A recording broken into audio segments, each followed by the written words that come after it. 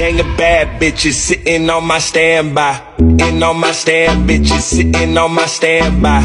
In on my stand, bitches sitting on my stand. Gang of bad, gang of bad, in on my standby.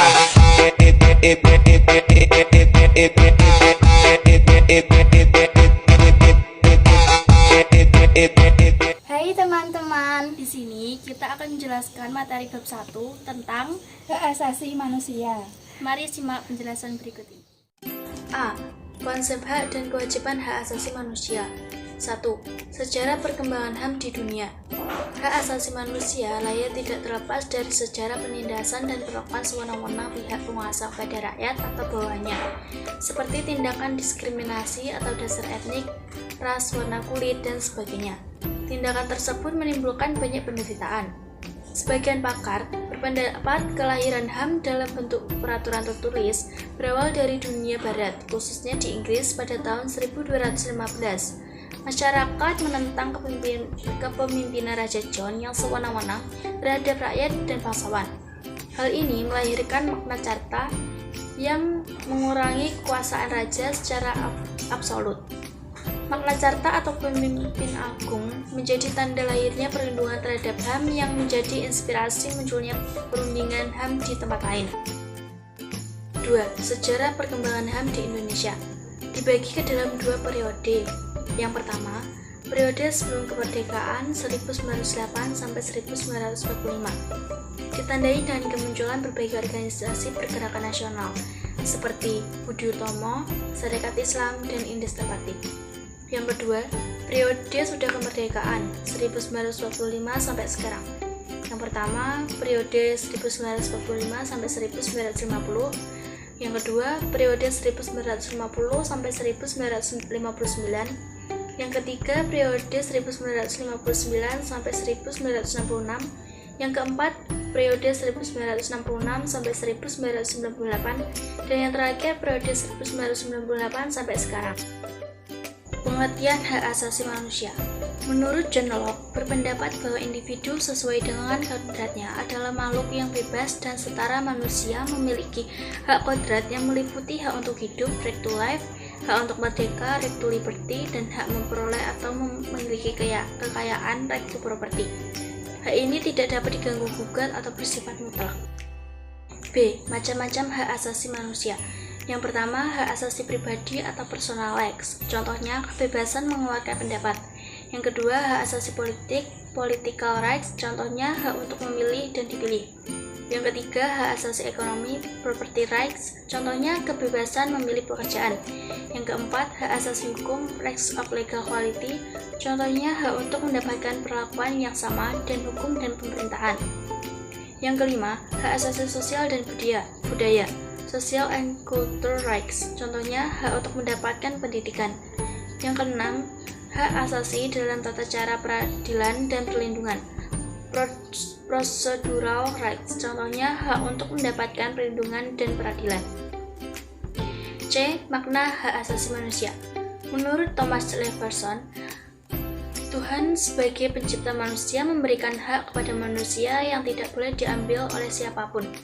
Hak tersebut berupa hak untuk hidup dan hak untuk kebebasan, dan diikuti adanya tujuan, dan hak itu yaitu kebahagiaan atau kesejahteraan manusia. Berdasarkan pandangan tersebut, dapat disimpulkan bahwa hak asasi manusia memiliki beberapa ciri khusus, yaitu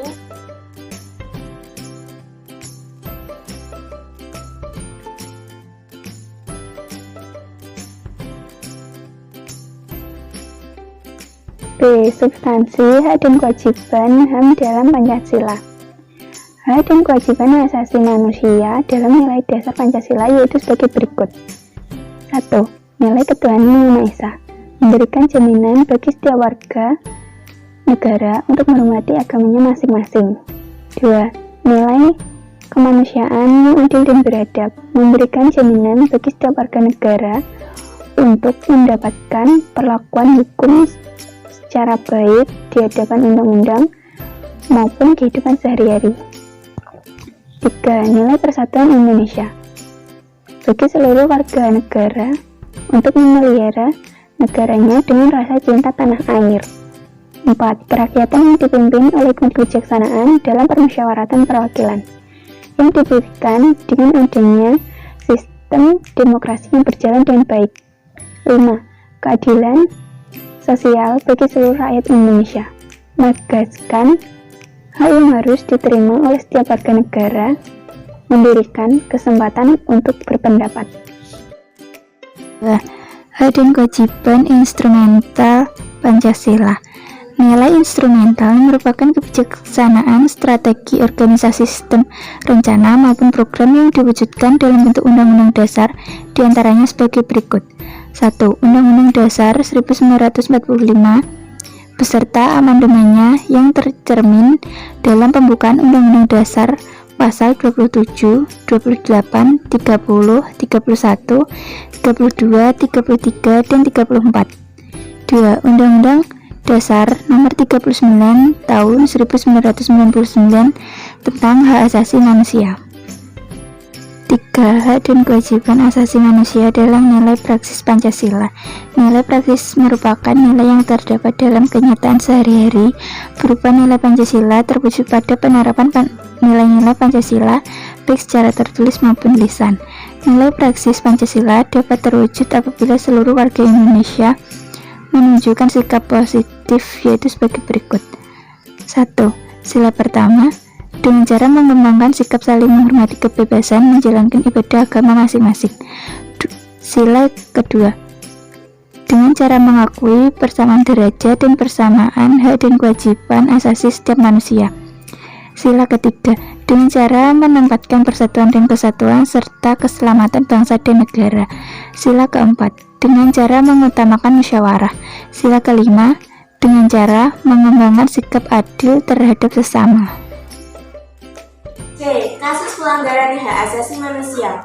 Pengertian: pelanggaran HAM menurut Undang-Undang Nomor 39 Tahun 1999 adalah setiap perbuatan seseorang atau kelompok orang, termasuk aparat negara, baik disengaja maupun tidak sengaja, atau kelalaian yang secara melawan hukum mengurangi, menghalangi, membatasi, dan atau mencabut hak asasi manusia seseorang atau kelompok orang yang dijamin oleh undang-undang ini, dan tidak mendapatkan atau dikhawatirkan tidak akan memperoleh penyelesaian hukum yang adil dan benar berdasarkan mekanisme hukum yang berlaku.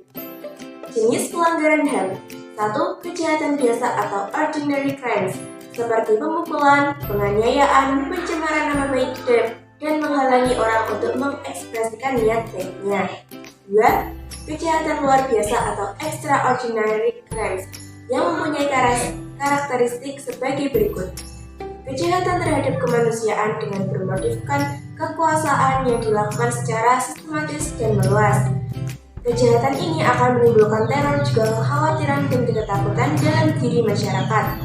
Kegiatan ini diakui oleh dunia sebagai kejahatan yang paling serius yang harus diselesaikan oleh seluruh negara, dan bahkan menjadi yurisdiksi internasional jika penyelesaian yang tidak dapat diselesaikan pada tingkat nasional. Dunia internasional mengakui beberapa pelanggaran HAM yang bersifat berat, yaitu kejahatan genosida dan kejahatan terhadap kemanusiaan. Kejahatan genosida pertama kali disampaikan oleh Raphael Lemkin yang menyatakan bahwa definisi kata genosida adalah penghancuran suatu bangsa atau kelompok etnis. Menurut Undang-Undang Nomor 26 Tahun 2000 tentang Pengadilan HAM, menyatakan bahwa kejahatan genosida dilakukan dengan cara berikut. 1. Membunuh anggota kelompok. 2. Mengakibatkan penderitaan fisik dan mental yang berat terhadap anggota-anggota kelompok. 3. Menciptakan kondisi kehidupan kelompok yang akan mengakibatkan kemusnahan secara fisik baik seluruh ataupun sebagian. 4. Memaksakan tindakan-tindakan yang bertujuan mencegah kelahiran di dalam kelompok. 5. Memindahkan secara paksa anak-anak dari kelompok tertentu ke kelompok lain. Contoh kejahatan genosida yang terjadi di dalam sejarah dunia.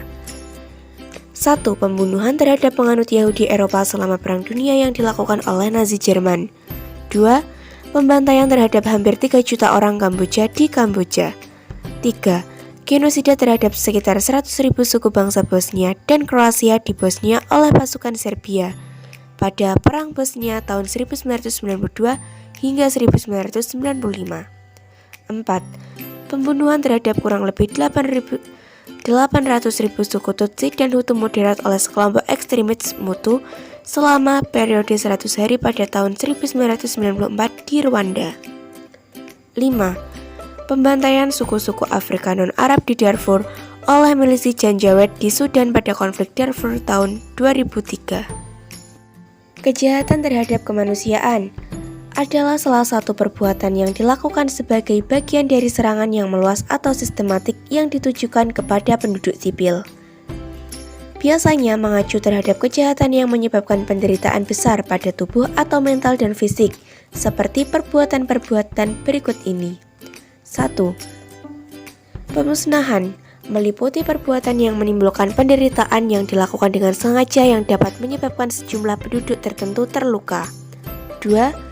Perbudakan termasuk perdagangan manusia, khususnya perdagangan wanita dan anak-anak. 3. Pengusiran atau pemindahan penduduk secara paksa. 4. Perampasan kemerdekaan atau perampasan kebebasan fisik lain secara sewenang-wenang yang melanggar asas-asas ketentuan pokok hukum internasional. 5. Penyiksaan, pemerkosaan, perbudakan seksual, pelacuran secara paksa, pemaksaan kehamilan, pemandulan, atau sterilisasi secara paksa, dan bentuk-bentuk kekerasan seksual lain yang setara. 6. Penganiayaan terhadap suatu kelompok tertentu atau perkumpulan yang didasari persamaan paham politik, etnis, budaya, agama, jenis kelamin, atau alasan lain yang telah secara universal ditetapkan sebagai hal-hal yang dilarang menurut hukum internasional. 7. Kejahatan apartheid. Yang kedua, penyebab pelanggaran HAM. A. Faktor internal yang berasal dari dalam diri seseorang, seperti tidak seimbangnya pelaksanaan hak asasi dan kewajiban asasi, belum adanya kesepamahaman dan kesamaan mengenai konsep HAM, sikap individualisme, kurangnya kesadaran tentang HAM, rendahnya sikap toleransi. Dan yang kedua, faktor eksternal yang berasal dari luar diri seseorang, lemahnya dan kurang berfungsinya lembaga-lembaga penegak hukum. Yang kedua, penyalahgunaan kekuasaan. Dan yang terakhir, penyalahgunaan kemajuan teknologi. Yang ketiga, kasus pelanggaran HAM di Indonesia. A. Peristiwa Tanjung Priok 1984 terjadi pada tanggal 12 September 1984, dipicu oleh masalah SARA, suku, agama, ras, dan antar golongan. Dalam peristiwa ini diduga terjadi pembunuhan, penangkapan, dan penahanan sewenang-wenang, penyiksaan, dan penghilangan orang secara paksa. Yang kedua, peristiwa Aceh 1990 sampai 1998 terjadi ketika daerah operasi militer atau DOM diberlakukan di Aceh. Diduga terjadi karena unsur politik pihak-pihak tertentu yang menginginkan Aceh menjadi negara merdeka. Ditemukan sejumlah kasus pembunuhan, penculikan, dan penyiksaan. Yang ketiga, ada kasus terbunuhnya Marsina 1993. Marsina adalah seseorang buruh pabrik PT CPS. Marsina aktif dalam unjuk rasa untuk memperjuangkan nasib para buruh. Selang beberapa hari setelah unjuk rasa, Marsina ditemukan meninggal dengan tubuh yang penuh tanda menyiksakan dan penganiayaan. Peristiwa ini diduga merupakan peristiwa pelanggaran HAM. Yang keempat, ada kasus terbunuhnya wartawan Udin 1996. Fuad Muhammad Syafiruddin atau Udin adalah seorang wartawan harian Bernas yang cukup kritis. Beliau meninggal setelah diserang oleh dua orang laki-laki yang tidak dikenal. Penyerangan diduga karena penyelidikan dan penulisan Udin tentang kasus korupsi dan manipulasi. Dan yang kelima, tragedi Trisakti dan Semanggi 1998. Berawal pada tahun 1998, ekonomi Indonesia mulai goyah sebagai dampak krisis finansial Asia. Akibatnya harga-harga pun meroket naik. Mahasiswa melakukan aksi demonstrasi besar-besaran menuntut kestabilan ekonomi di hampir seluruh wilayah Indonesia, yang paling besar adalah di Jakarta. 12 Mei 1998 terjadi demonstrasi yang mengarah agar Presiden Soeharto mengundurkan diri dan juga mengakibatkan 4 mahasiswa Universitas Trisakti meninggal. 13-15 Mei 1998 terjadi tindakan anarkitis berupa penjarahan dan perusakan. 11-13 November 1998 demonstrasi mahasiswa menolak sidang istimewa MPR tragedi Semanggi I. 2-3 September 1999 demonstrasi menolak UU Penanggulangan Keadaan Bahaya atau UU PKB. Peristiwa kekerasan di Timur Timur pasca jajak pendapat 1999. Perubahan politik serta diserahkan internasional untuk segera menentukan nasib sendiri memunculkan dua opsi bagi Timur Timur, yakni otonomi khusus atau lepas dari Negara Kesatuan Republik Indonesia pada tanggal 30 Agustus 1999. Diadakan jajak pendapat dengan hasil mayoritas masyarakat Timur Timur memilih merdeka. Pasca jajak pendapat keadaan Timur Timur semakin memanas, terjadi pelanggaran HAM yang meliputi pembunuhan dan perusakan gedung. D. Upaya penegakan HAM. 1. Upaya pemerintah dalam menegakkan HAM. A. Kewajiban dan tanggung jawab negara dalam HAM. Dalam Hukum Nasional Pasal 281 Ayat 4 Undang-Undang NRI tahun 1945 menyatakan bahwa perlindungan, pemajuan, penegakan, dan pemenuhan HAM adalah tanggung jawab negara, terutama pemerintah. Dalam hal pelanggaran HAM, jika negara tidak mempunyai sedikit memproses dan mengadili kasus HAM, negara tersebut disebut sebagai unwilling atau unwillingness. Jika negara tidak mampu, kasus pelanggaran HAM tersebut akan dilimpahkan kepada Mahkamah Pidana Internasional. Secara garis besar, kewajiban negara dalam HAM terdiri dari dua unsur pokok yang harus dijalankan, yaitu proteksi atau protection dan realisasi atau realization. 1. Proteksi atau protection adalah mengharuskan negara menjamin dan melindungi HAM agar semua warganya dapat menikmati hak dasar yang harusnya dimiliki. Contoh konkret, negara membentuk peraturan perundang-undangan dan sejenisnya untuk memberikan perlindungan, pemajuan, dan pemenuhan HAM. Adapun unsur realisasi mengarah kepada kewajiban negara untuk bertindak secara aktif dalam memenuhi HAM. Contohnya, menindak pelaku pelanggaran HAM dengan hukuman seadil-adilnya.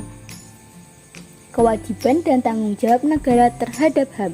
Kewajiban untuk menghormati, the obligation to respect HAM.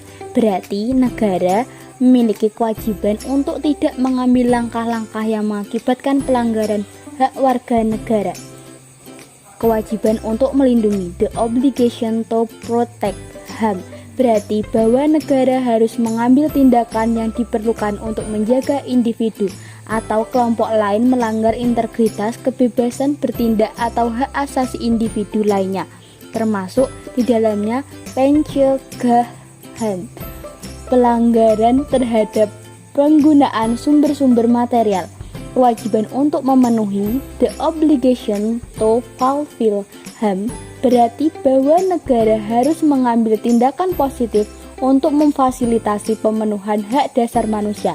Contohnya, salah satu hak-hak sipil dan politik yaitu hak untuk memilih dan dipilih. Kewajiban untuk memajukan atau mengembangkan atau meningkatkan, the obligation to promote HAM, kewajiban untuk memajukan hak asasi manusia, menuntut agar negara meningkatkan kesadaran masyarakat terhadap hak-hak dasar yang memiliki sampai kepada pemahaman mengenai mekanisme penegakannya. Contohnya, pendidikan HAM, program pelatihan bagi badan-badan administratif dan peradilan negara Indonesia sebagai negara hukum sesuai dengan pasal 1 ayat 3 Undang-Undang NRI tahun 1945 wajib memberikan perlindungan terhadap hak asasi manusia. Makna perlindungan, pemajuan, dan pemenuhan hak asasi manusia. 1. Perlindungan hak asasi manusia. Upaya perlindungan hak asasi manusia ditekankan berbagai tindakan pencegahan terjadinya pelanggaran hak asasi manusia. Perlindungan hak asasi manusia lainnya adalah memperkuat sistem perlindungan hak asasi manusia dengan mendirikan lembaga-lembaga baru untuk memberikan perlindungan hak asasi manusia seperti Komisi Nasional Hak Asasi Manusia atau Komnas HAM atau kondisi Ombudsman Nasional dan dibentuknya Pengadilan Hak Asasi Manusia. 2. Upaya pencegahan pelanggaran hak asasi manusia. A. Kegiatan belajar bersama dan berdiskusi untuk memahami pengertian dan konsep hak asasi manusia. B. Mempelajari peraturan perundang-undangan tentang hak asasi manusia maupun peraturan hukum lainnya yang berhubungan dengan perlindungan hak asasi manusia. C. Mempelajari peran dan fungsi lembaga-lembaga perlindungan hak asasi manusia seperti Komnas HAM dan Pengadilan HAM. D. Menghormati hak orang lain dalam lingkungan keluarga, kelas, sekolah, pergaulan maupun masyarakat. E. Bertindak dengan memenuhi peraturan yang berlaku di lingkungan keluarga, sekolah, kelas, masyarakat, dan negara.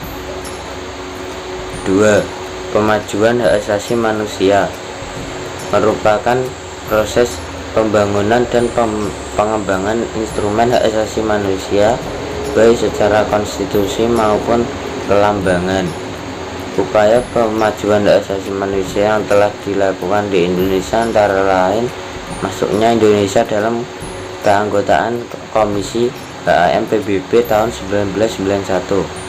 Selanjutnya melalui berbagai macam institusi seperti Komisi Hak Asasi Manusia atau Komnas Hak Asasi Manusia yang dibentuk berdasarkan keputusan Presiden nomor 50 tahun 1993. Upaya penanganan kasus pelanggaran hak asasi manusia. A. Proses penyelesaian kasus pelanggaran berat hak asasi manusia.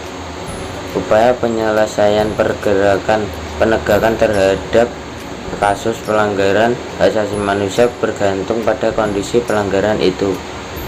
Undang-Undang Pengadilan HAM secara jelas menyebutkan mekanisme yang dapat ditempuh oleh pencari keadilan, yaitu melalui Pengadilan Hak Asasi Manusia atau Pengadilan Hak Asasi Manusia ad hoc untuk pelanggaran berat.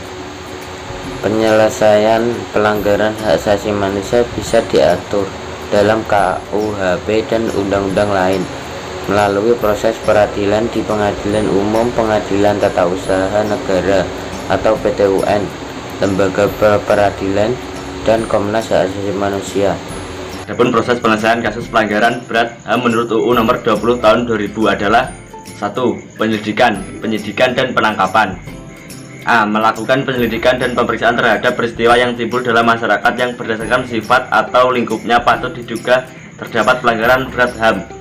B. Menerima laporan atau pengaduan dari seorang atau sekelompok orang tentang terjadinya pelanggaran berat HAM serta mencari keterangan dan barang bukti. C. Memanggil pihak pengadu, korban, atau pihak yang diadukan untuk diminta dan didengar keterangannya. D. Memanggil saksi untuk dimintai kesaksiannya. E. Meninjau dan mengumpulkan keterangan di tempat kejadian dan tempat lainnya jika dianggap perlu. F. Memanggil pihak terkait untuk melakukan keterangan secara tertulis atau menyerahkan dokumen yang diperlukan sesuai dengan kasus aslinya. G. Atas perintah penyidik dapat melakukan tindakan berupa pemeriksaan surat, pengelolaan, dan penyitaan pemeriksaan setempat mendatangkan ahli dalam hubungan dengan penyelidikan. 2. Penyelidikan yang dilakukan oleh Jaksa Agung.